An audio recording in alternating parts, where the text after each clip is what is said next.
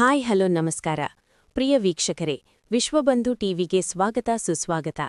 ಜಮಖಂಡಿ ತಾಲೂಕಾ ಆಡಳಿತ ಸೌಧದಲ್ಲಿ ಉಪವಿಭಾಗ ಕಚೇರಿಯಲ್ಲಿ ಸುದ್ದಿಗಾರರೊಂದಿಗೆ ಮಾತನಾಡಿದ ಉಪವಿಭಾಗಾಧಿಕಾರಿಗಳಾದ ಶ್ರೀಮತಿ ಶ್ವೇತಾ ಬೇಡಿಕರವರು ಬದಾಮಿಯಲ್ಲಿ ಜನವರಿ 19, 20, 21ರಂದು ಚಾಲುಕ್ಯ ಉತ್ಸವ ಕಾರ್ಯಕ್ರಮ ಜರುಗಲಿದೆಯೆಂದು ತಿಳಿಸಿದರು.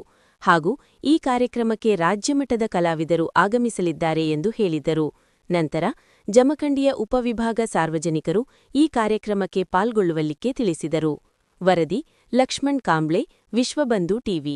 ನಮ್ಮ ಜಿಲ್ಲೆಯಲ್ಲಿದ್ದಾವೆ ಸಾಕಷ್ಟು ಸಾವಿರಾರು ಲಕ್ಷಾನುಗಟ್ಟಲೆ ಪ್ರವಾಸಿಗರು ಇಲ್ಲಿ ಬಂದು ನಮ್ಮ ಇತಿಹಾಸವನ್ನ ಮರುಕಳಿಸುವಂತಹ ಕೆಲಸವನ್ನ, ಇತಿಹಾಸವನ್ನ ನೋಡುವಂತಹ ಕೆಲಸವನ್ನ ಮಾಡ್ತಾರೆ. ಸುಮಾರು ದಶಕಗಳ ನಂತರ ಮತ್ತೆ ನಾವು ಚಾಲುಕ್ಯ ಉತ್ಸವವನ್ನ 19, 20, 21ಕ್ಕೆ ಆಚರಣೆ ಮಾಡ್ತಾ ಇದ್ದೇವೆ. ಕೊನೆಯದಾಗಿ 2014ರಂದು ಈ ಉತ್ಸವವನ್ನ ನಾವು ಮಾಡಿದ್ವಿ. ಬಹಳಷ್ಟು ಐತಿಹಾಸಿಕವಾಗಿ ಮತ್ತು ನಮ್ಮ ಇತಿಹಾಸವನ್ನ ಪ್ರತಿಬಿಂಬಿಸುವಂತಹ, ನಮ್ಮ ಇತಿಹಾಸವನ್ನ ಇನ್ನೂ ಶ್ರೀಮಂತಗೊಳಿಸುವಂತಹ ಉತ್ಸವವು ಇದಾಗಿರ್ತದೆ. 19ನೇ ತಾರೀಕು ಮಾನ್ಯ ಮುಖ್ಯಮಂತ್ರಿಯವರು, ಈ ರಾಜ್ಯದ ಮುಖ್ಯಮಂತ್ರಿಯವರು ಉದ್ಘಾಟನೆ ಮಾಡ್ತಾರೆ ಬಾದಾಮಿಯಲ್ಲಿ. 20ನೇ ತಾರೀಕು ಪಟ್ಟದಕಲ್ನಲ್ಲಿ ಕಾರ್ಯಕ್ರಮಗಳಿರ್ತವೆ ಮತ್ತು 21ನೇ ತಾರೀಕು ಐಹೊಳೆಯಲ್ಲಿ ಕಾರ್ಯಕ್ರಮ ಇರ್ತವೆ. ಮುಖ್ಯವಾಗಿ ಡಿ.ಕೆ. ಶಿವಕುಮಾರ್ ಅವರು ಮತ್ತು ರಾಜ್ಯದ ಹಲವು ಮಂತ್ರಿ ಮಂಡಲ ಮತ್ತು ನಮ್ಮ ಎಲ್ಲ ಶಾಸಕರುಗಳ ಆಗಮನ ಇರ್ತದೆ. ಅದರ ಜೊತೆಗೆ ಕಲಾವಿದರು, ರಾಜ್ಯ ಮಟ್ಟದ, ರಾಷ್ಟ್ರ ಮಟ್ಟದ ಕಲಾವಿದರನ್ನ ನಾವು ಕರೆಸ್ತಾ ಇದ್ದೇವೆ. ಉದಾಹರಣೆಗೆ ವಿಜಯ್ ಪ್ರಕಾಶ್ ಅವರು, ಸಂಜಿತ್ ಹೆಗಡೆ, ಹೀಗೆ ಎಲ್ಲ ಕಲಾವಿದರು ಸಹ ಬರ್ತಾರೆ. ಅದರ ಜೊತೆಗೆ ಈ ರಾಜ್ಯ, ನಮ್ಮ ಬಾಗಲಕೋಟೆ ಜಿಲ್ಲೆಯಲ್ಲಿರುವಂತಹ ಕಲಾವಿದರಿಗೆ ಸಾಕಷ್ಟು ಅವಕಾಶವನ್ನ ನಾವು ಈ ಉತ್ಸವದಲ್ಲಿ ಕೊಡ್ತಾ ಇದ್ದೇವೆ.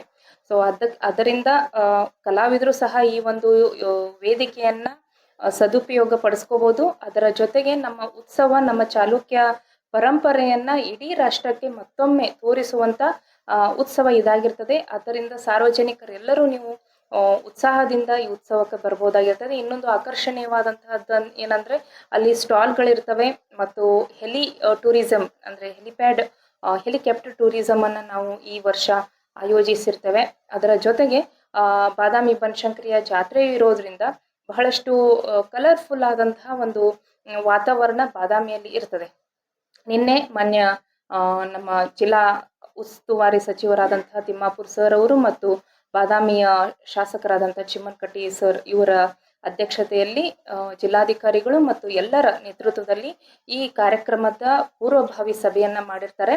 ಮತ್ತು ಏನು ಕೆಲಸಗಳನ್ನ ಮಾಡಬೇಕು, ಯಾವ ರೀತಿ ಆಯೋಜಿಸಬೇಕು ಅನ್ನೋದ್ರ ಬಗ್ಗೆ ಎಲ್ಲ ಅಧಿಕಾರಿಗಳಿಗೆ ಒಂದು ಸಮಗ್ರವಾದಂತಹ ನಿರ್ದೇಶನವನ್ನ ಮಾನ್ಯರವರು ನೀಡಿರ್ತಾರೆ.